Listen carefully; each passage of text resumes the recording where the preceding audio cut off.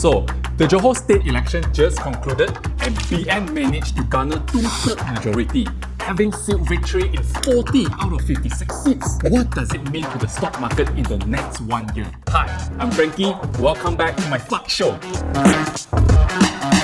I want to tell you a story about Icyalam, an imaginary country where its citizens are as cold as ice towards its country's politics. What could happen to their stock market? Icyalam is a developing country strategically located in the middle of the international trade routes, meaning most of the trades in the world will go through Icyalam in order to get to the other side of the world. Because of that, it makes perfect sense to make this imaginary country the manufacturing hub for a lot of products. Just send all the raw materials to this place, and the factories will make them into finished goods to be sold to other countries. Also, since Icyalam sits near the equator, it makes perfect place planting crops such as rice, vegetable oil, rubber, and so on and so forth. Resources are abundant here. It's enough for everybody. So, for the people of Icyalam, it never crossed anybody's mind that they have to fight with one another for their own survival. They all live in harmony. However,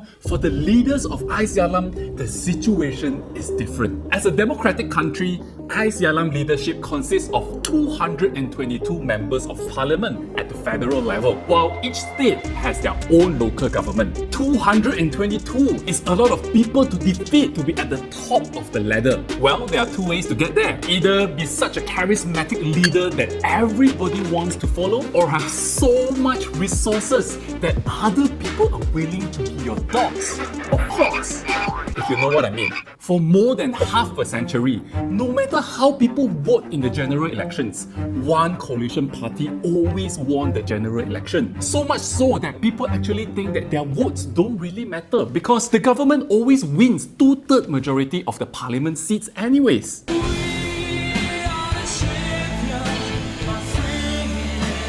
Actually, right, from the stock market perspective, it's good to be that way because it gives certainty.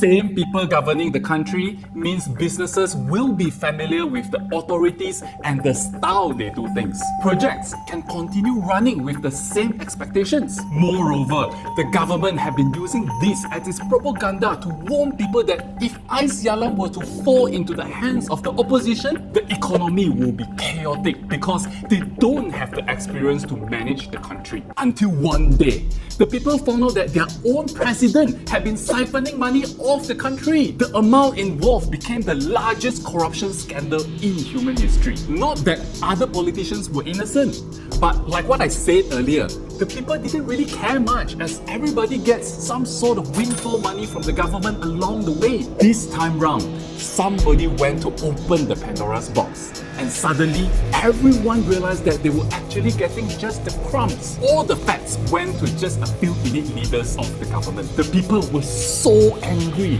It sparked their flame of anger and triggered every eligible soul to go out and vote in the next general election. They had one goal in mind: to oust the corrupted government in the name of Icyalam. In the investment world, deep in investors' heart, they know changing governments is the way to go for a sustainable future. But if the current government falls, it's not going to be a thing to celebrate. As the saying goes, new boss, new patterns. New patterns means unfamiliarity, uncertainty with how things will be carried out, and that would dampen stock market prices, at least in the short run. For example, if a company was in the midst of negotiating with the government on the subway track alignment, and the opposition has always been disagreeing with having tracks cutting across certain areas. If there's a change in government, the new boss could now instill his own will on the project. Things will get rather messy, and in the worst case scenario, the whole project could even be terminated. Not that we never saw that before.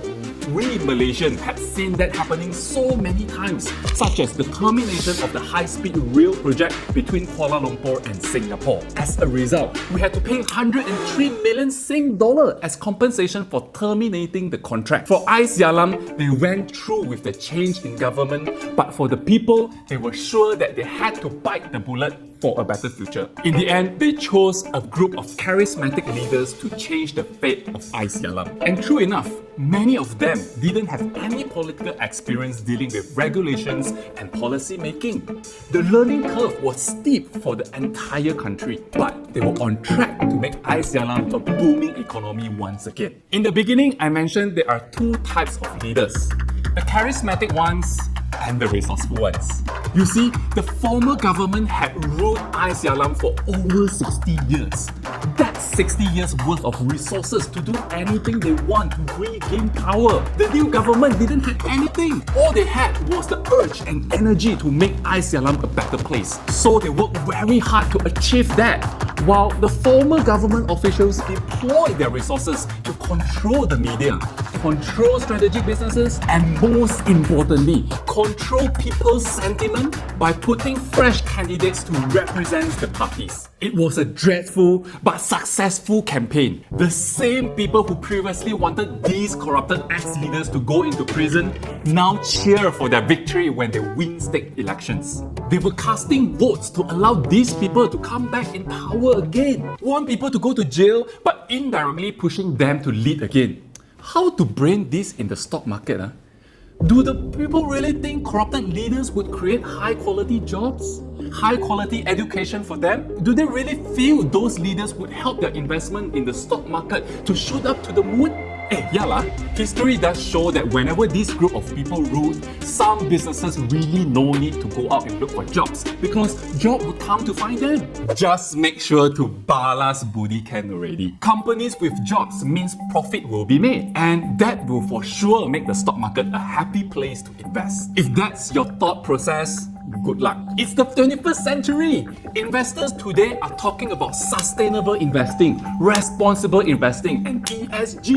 A company can make all the money it can, but if it possesses high ESG risk, investors are refrained from investing in them and all the corporations that have dealings with the business. The truth is, eventually the company will find it difficult to raise funds for expansion and may even close shop if all its customers decide not to associate with that company. On the national level, if the corrupted leaders regain power in Icyalam, the world will perceive it as the people actually support corruption as a norm in the country. For a foreign investor or businessman, having a stake in Icyalam means they will also be branded as supporters of corruption, even if they are actually against it. In order to safeguard their reputation in the global market, they may choose to leave Icyalam.